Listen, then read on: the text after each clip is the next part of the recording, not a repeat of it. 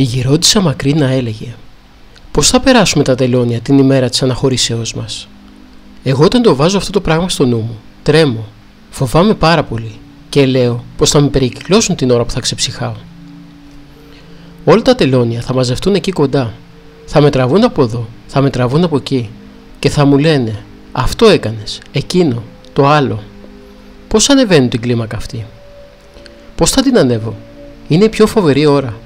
Δεν υπάρχει άλλη χειρότερη ώρα από αυτή. Τι θα κάνουμε? Όλα αυτά θα μας τα καταλογίσει ο Χριστός. Αυτή την αμέλεια, την αδράνεια, τη χαυνότητα, την αδιαφορία, την αναισθησία, την πολυλογία, την κατάκριση, την καταλαλιά και τα διάφορα. Τι λόγο θα δώσουμε? Τι καλόγριες και τι κοσμικές, για όλους τα ίδια θα είναι. Η ώρα του θανάτου είναι η πιο φρικτή ώρα. Η γερόντισσα Μακρίνα κοσμόταν με πλήστες αρετές που πήγαζαν από τη χριστοκεντρική βιωτή της και από τη γνήσια ασκητική πολιτεία της, αλλά ιδιαιτέρως διακρινόταν για την εγκάρδια φιλοξενία και την ελεημοσύνη. Βοηθούσε αφανώς και στήριζε ποικιλοτρόπως πολλούς πονεμένους αδελφούς μας που βρίσκονταν σε ανάγκη και δυσχέρεια. Διαρκώς νοθετούσε περί ελεημοσύνης. Η Παναγία δεν αφήνει. Εσύ δίνεις ένα και 100 δίνει η Παναγία όταν έχουμε αυτή την πίστη. Ό,τι δίνουμε από το σπίτι της Παναγίας είναι όλα ευλογία της Παναγίας. Γι' αυτό λοιπόν η χάρη της Κυριάς Θεοτόκου μας ενισχύει και μας βοηθάει. Για να νικήσει κανείς τα πάθη του, πρέπει να κοιτάζει μόνο τον εαυτό του, όχι να βλέπει δεξιά και αριστερά. Πρέπει να προλαβαίνουμε τα πάθη και τα ελαττώματα που ξεφυτρώνουν στην ψυχή μας, γιατί αν μεγαλώσουν, δεν θα μπορέσουμε να τα βγάλουμε εύκολα. Το κάθε πάθος που ξεφυτρώνει θέλει πολύ ταπείνωση για να προχωρήσουμε στο μεγαλείο της αγάπης του Θεού, γιατί χωρίς αυτήν δεν μπορεί κανείς να στερεωθεί. Εμάς μας έχει προορίσει ο Θεός για την Άνω Ιερουσαλήμ, για να απολαύσουμε τα αγαθά που ετοίμασε. Μόνο εκείνος που ακουμπάει στο Θεό και τον αγαπάει έχει για λίγο την πνευματική ειδονή, και μετά αρχίζουν πάλι θλίψεις. Όσοι όμως έχουν θεωρία και ο νους τους είναι στον ουρανό, θέλουν να πάνε στην πραγματική τους πατρίδα, έχουν την πνευματική ευφροσύνη, και εμείς πολύ ευτυχισμένοι είμαστε και να ευχαριστούμε τον Θεό που μας έφερε στη μάνδρα του. Να φυλάμε τα μάτια μας, την ακοή μας και να προσευχόμαστε αδιαλείπτως, για να έχουμε τη χάρη του Θεού.